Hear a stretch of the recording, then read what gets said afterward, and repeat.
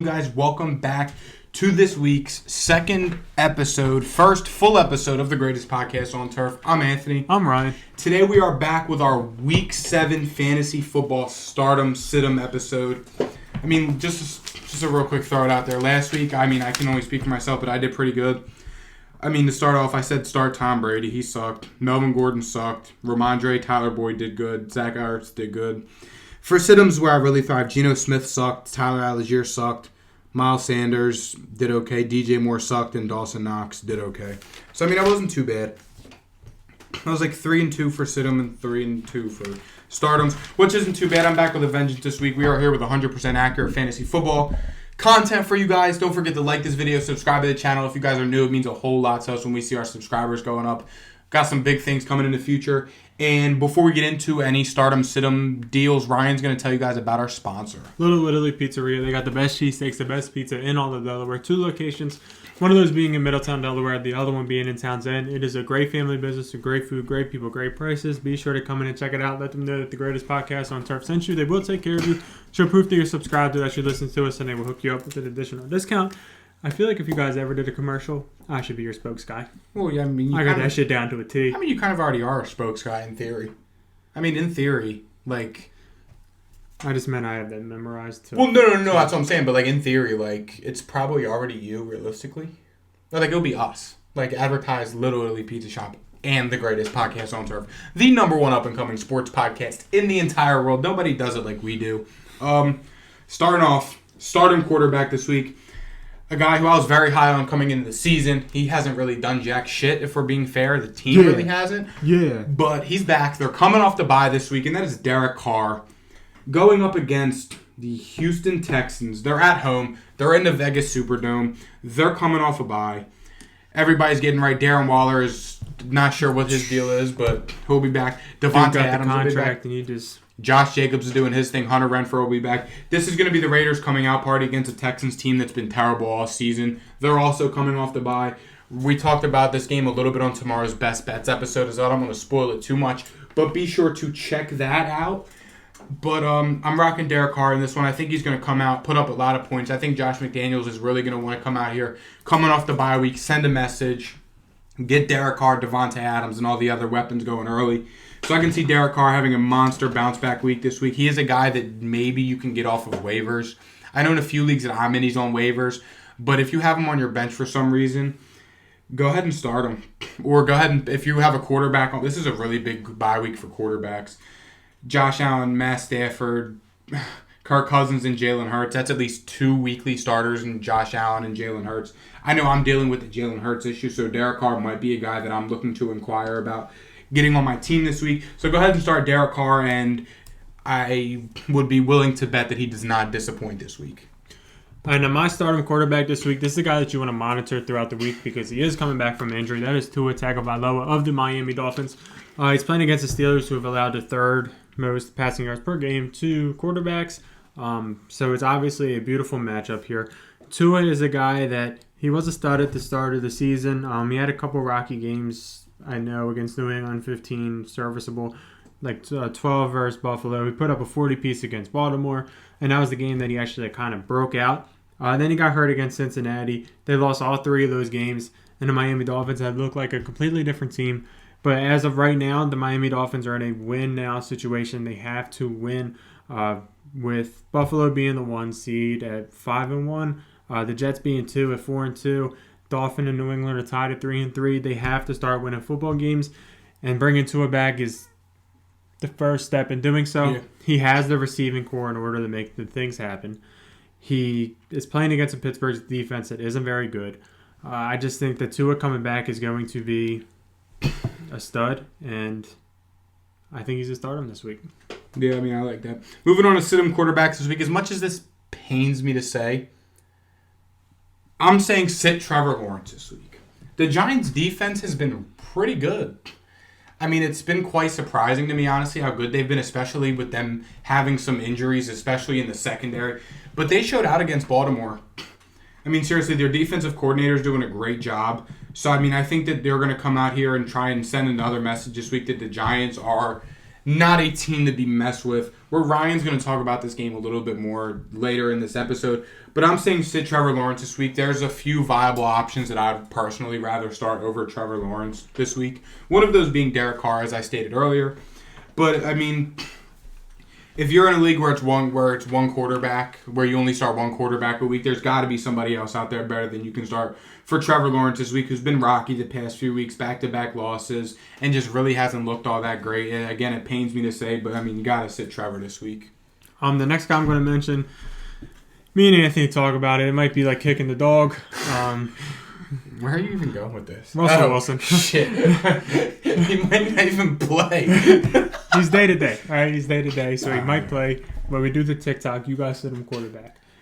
Because I can't talk about Russell Wilson. I can't kick the dog twice. That's fine. If Russell Wilson does happen to play, you can't start him. No. This isn't really saying much at all. He hasn't done shit all season. Sucks. Like, it's hard to say sit him quarterbacks this week because there's not many. I mean, you can say Jared Goff maybe, but I mean, I'd rather start Jared Goff than Russell Wilson. I said Zach Wilson, but that was like shooting the dog. I mean, there's just not a lot of sit him quarterbacks this week. We're on a bye week.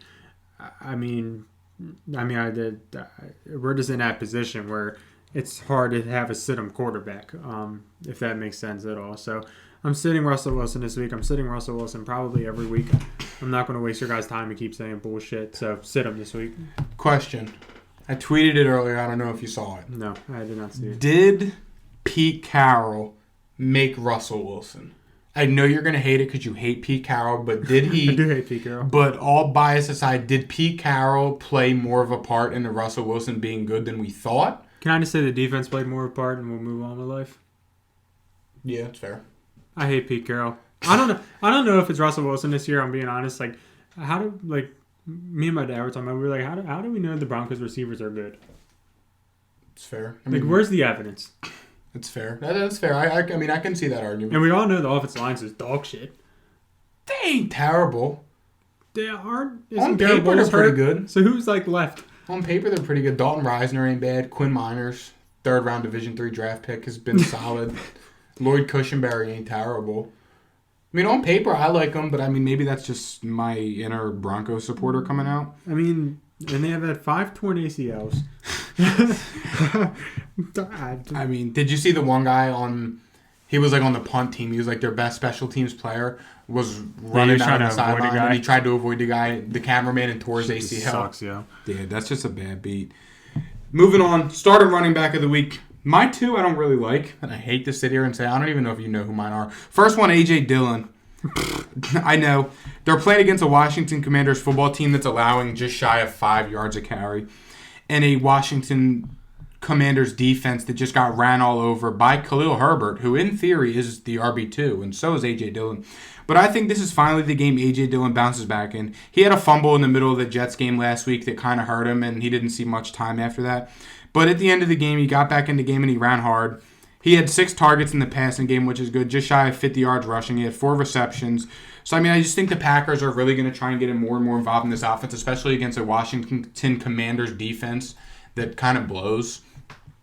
So, I mean, I know it's been a tough past few weeks if you're an A.J. Dillon fantasy owner. I mean, I'm one of them. I was very high on him as the season started. But I think this is the week against Washington where he can finally bounce back, especially a game where there's pretty good game script, because if Green Bay goes up early, I mean, Washington's not going to be able to put up points with Taylor Heineke against his defense. So I'd be pretty confident in starting A.J. Dillon this week, especially with him being involved in the passing game, with him seeing just under a 50-50 split with Aaron Jones. Yeah, in my first stardom running back this week, it's kind of obvious in a way, but it's not pretty also. It's Kenyon Drake versus Cleveland if J.K. Dobbins happens to be out.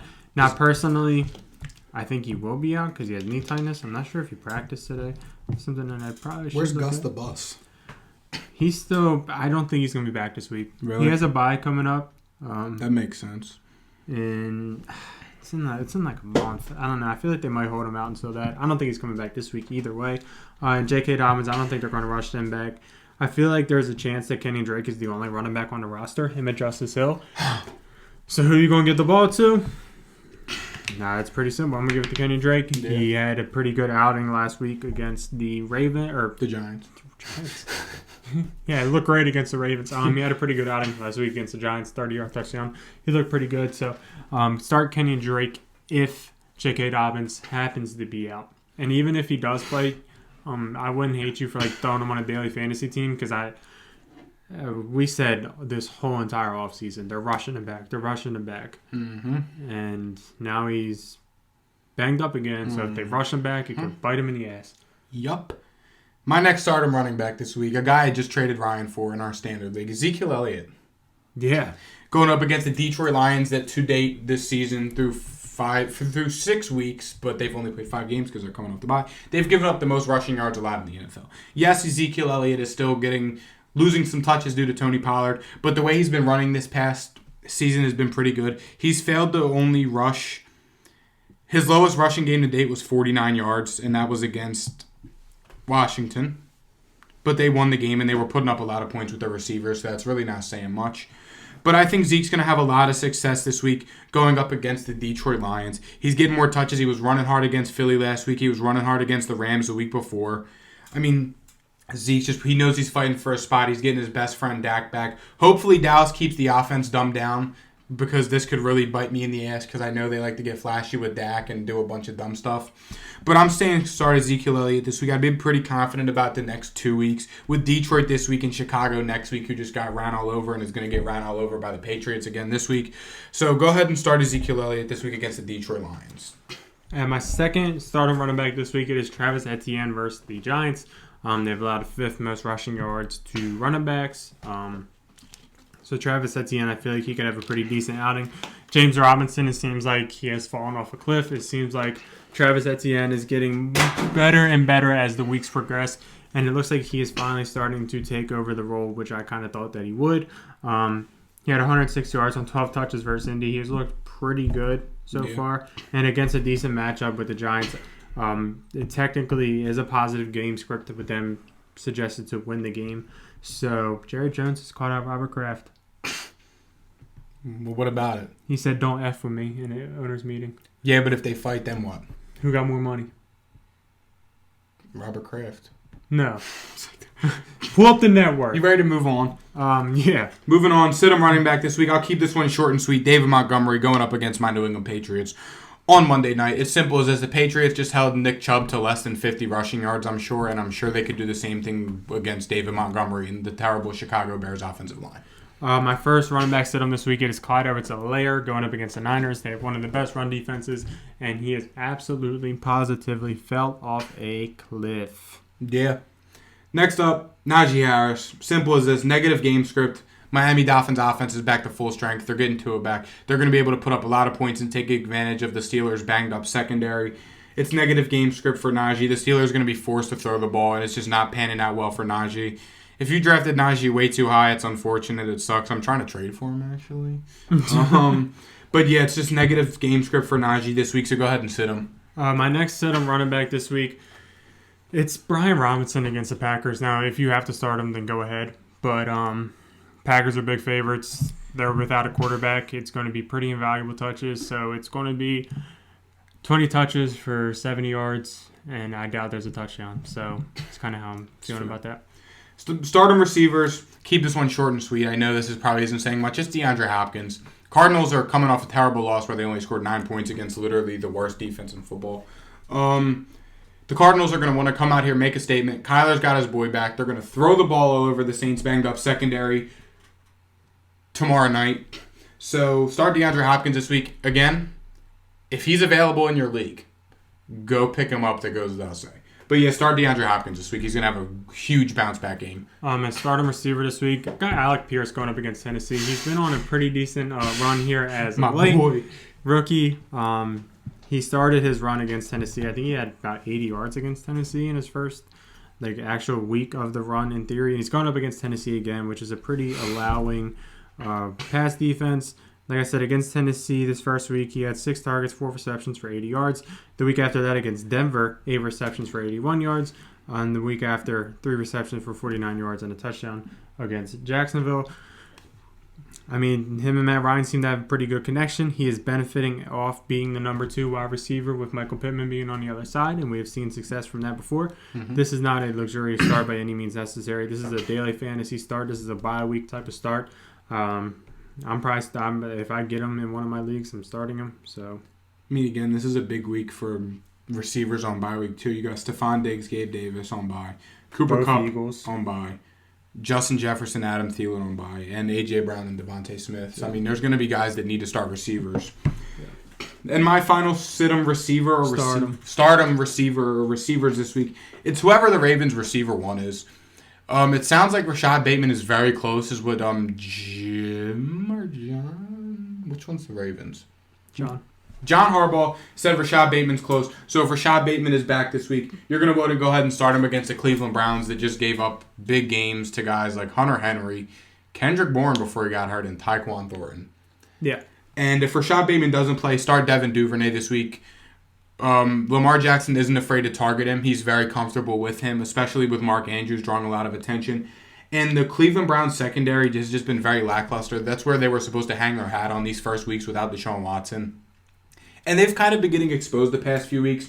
So whoever the Ravens receiver one is, whether it is Rashad Bateman or Devin Duvernay, go ahead and start them, especially if you're missing a guy that we just touched on that's on a bye week this week.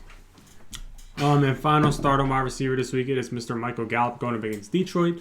A pretty allowing defense in general. And Michael Gallup back with Dakota Prescott. Like I said before, not luxurious, but if you want to throw him on a daily fantasy, if you're in a bye week type of position, I can see Michael Gallup easily getting a touchdown this week. Yeah. Moving on, sit-em wide receivers. Amari Cooper on the other side of the Ravens-Browns game. Amari Cooper sucked last week. Jacoby Brissett has regressed a lot as the season's gone on. And the Ravens secondary has looked a lot better than they've been. They're finally starting to put it together now. So, I mean, Amari Cooper, I'm pretty sure he caught one touchdown at the end of the game that kind of saved his fantasy week, but I ain't buying. I ain't looking into a Jaredy touchdown. So, sit Amari Cooper this week. Sitting Christian Kirk this week against the Giants. It seems like the Jaguars kind of do a rotation of receivers, and they don't really have like an alpha, and Christian Kirk has kind of fell off the past 3 weeks. So I don't trust them against the Giants, who have been pretty good against receivers. I think they only allowed like 700 yards and 3 touchdowns to wide receivers this season. So that's pretty good. The Brian Dabble effect. Wouldn't be too happy starting Christian Kirk, but if you're in that position and you have to, like I said, there's a lot of bye weeks this week. I'm definitely not putting Christian Kirk on any daily fantasy team. Yeah, and you're going to be able to segue into this last one right off of me, and I'm probably going to steal a lot of your reasons why, because these guys do play for the same team. Yeah. Curtis Samuel, yes, he's led the team in targets through the first 6 weeks of the season. Carson Wentz is banged up. Taylor Heineke blows. I say give Sam Howell a shot, but what do I know? Nothing. It's fair, because Ron Rivera is so much better than me. Whatever. Sitting Terry McLaurin also. Carson Wentz is out. Carson Wentz was the only thing that was making Terry McLaurin somewhat appealing in the offseason because he could actually throw somewhat of a deep ball, a compatible deep ball, probably a top 15 deep ball in football. Now he's gone. So there's nobody to throw a deep ball. And if you literally just lock down Terry McLaurin, which isn't like completely hard, if you just like put people over there, then Washington is literally going to be nothing. Yeah. Put Jair on him, whatever you got to do. It should be a blowout by the Packers. Do not start Terry McLaurin this week. Yeah. Some other guys for receiver, just because I was short. The Broncos receivers, obviously, if Russ is out. If Russell Wilson's out, you can confidently sit Courtland Sutton and Jerry Jeudy. All Jets pass catchers, except for Elijah Moore. If you want to get cute, squeaky wheel gets the grease. He was complaining. Usually when guys complain, they pop off. He just dropped Elijah Moore. Yeah, and that's going to wrap up throwing it out there. This week's Fantasy Football Stardom, Sit-em video and podcast. Be sure to like, subscribe, show your boys some love, show our sponsor some love, cop some of the greatest merch on turf. And we'll see you guys tomorrow with our best bets and win you guys some money. See ya. Peace.